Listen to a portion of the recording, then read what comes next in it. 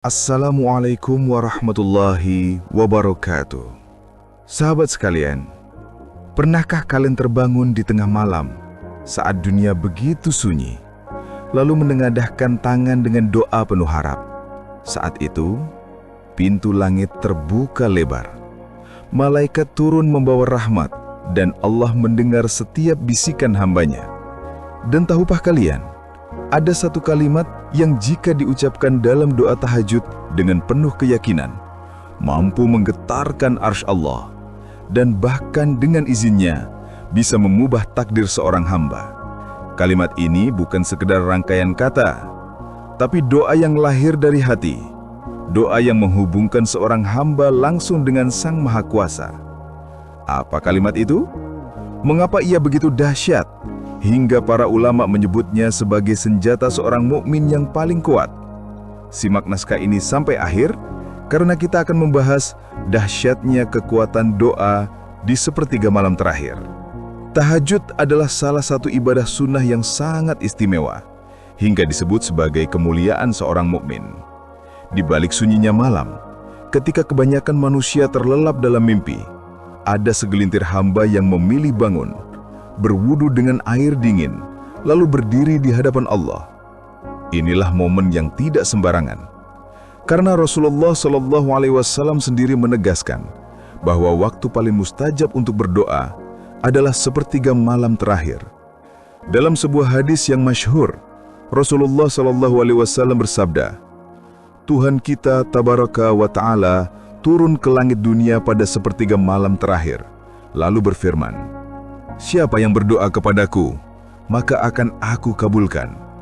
Siapa yang meminta kepadaku, maka akan aku beri. Siapa yang memohon ampun, maka akan aku ampuni. Hadis ini menegaskan betapa spesialnya waktu tahajud. Bayangkan, Sang Pencipta langit dan bumi, Raja dari segala raja, justru mendekatkan diri kepada hambanya, membuka pintu pengabulan doa, dan menawarkan ampunan tanpa batas. Saat itulah, doa menjadi tidak lagi sekedar permintaan, melainkan sebuah dialog suci antara hamba dan Tuhannya. Tahajud adalah senjata rahasia para kekasih Allah. Mereka percaya, dalam sunyinya malam itulah doa paling tulus terucap, tanpa ria, tanpa ingin dipuji, melainkan murni karena rindu kepada Sang Pencipta. Secara spiritual, doa di waktu tahajud mampu menembus dinding-dinding langit. Doa yang keluar dari hati di saat pikiran dan hati kita jauh lebih jernih adalah yang paling kuat getarannya. Banyak orang yang bersaksi bahwa keajaiban hidup datang dari doa-doa tahajud. Semua itu terjadi bukan karena kebetulan, melainkan karena janji Allah yang tak pernah ingkar. Jadi, ketika kita berbicara tentang keistimewaan doa di waktu tahajud, sesungguhnya kita sedang membicarakan momen paling sakral yang bisa dimiliki seorang hamba. Setelah memahami betapa agungnya waktu tahajud, mari kita masuk ke inti. Satu kalimat doa yang mampu menggetarkan arsy Allah. Kalimat ini sederhana, namun memiliki makna yang sangat dalam. Kalimat itu adalah, La ilaha illa anta subhanaka, inni kuntu minadz zalimin. Kalimat ini dikenal sebagai doa Nabi Yunus alaihi salam ketika beliau berada dalam kegelapan perut ikan di tengah lautan yang gelap dan malam yang pekat. Allah mengabadikan doa ini dalam Al-Quran. Maka ia berdoa dalam kegelapan, La ilaha illa anta subhanaka, inni kuntu minadz zalimin. Maka kami kabulkan doanya dan kami selamatkan dia dari kesedihan. Dan demikianlah kami menyelamatkan orang-orang yang beriman. Quran Surat Al-Anbiya ayat 87-88. Kalimat ini memiliki kekuatan luar biasa karena mengandung 3 unsur penting dalam doa. Tauhid yang murni, La ilaha illa anta, pujian kepada Allah, subhanaka, dan pengakuan dosa dan kelemahan diri, inni kuntu minadz zalimin. Inilah bentuk kehinaan diri yang justru membuat doa menjadi sangat kuat. Mengapa doa ini disebut mampu menggetarkan arsy? Karena doa ini lahir dari hati yang benar-benar tunduk, penuh kejujuran, tanpa kepura-puraan. Bahkan Rasulullah SAW bersabda, "Tidaklah seorang muslim berdoa dengan doa tersebut dalam suatu perkara, kecuali Allah akan mengabulkannya." Jika Nabi Yunus alaihissalam diselamatkan dari kegelapan lautan, maka seorang hamba yang membacanya di tengah malam tahajud, dalam sujud yang penuh tangisan, akan mendapatkan pertolongan Allah dalam masalah apapun. Tidak heran jika doa ini disebut mampu menggetarkan arsy, dan dengan izin Allah, bisa mengubah takdir hambanya. Sahabat sekalian, ada satu rahasia besar dalam doa yang sering luput dari perhatian: ikhlas dan kerendahan hati. Dua hal ini adalah kunci utama yang membuat doa di tahajud bukan sekedar lantunan kata, tapi menjadi getaran yang mampu menembus langit. Doa yang ikhlas, meskipun hanya satu kalimat sederhana, bisa jauh lebih dahsyat. Ikhlas adalah saat kita berdoa hanya untuk Allah, mengakui kelemahan diri, dan berserah total padanya. Kerendahan hati juga menjadi inti kekuatan doa. Doa sejatinya adalah pengakuan bahwa kita ini lemah. Semakin kita merendahkan diri, semakin tinggi doa itu diangkat oleh Allah.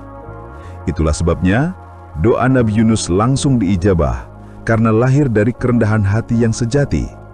Jadi, jika kamu ingin doa tahajudmu benar-benar menggetarkan arsy, fokuslah pada keikhlasan hati dan kerendahan hati. Biarkan doa itu keluar dari relung dalam hatimu.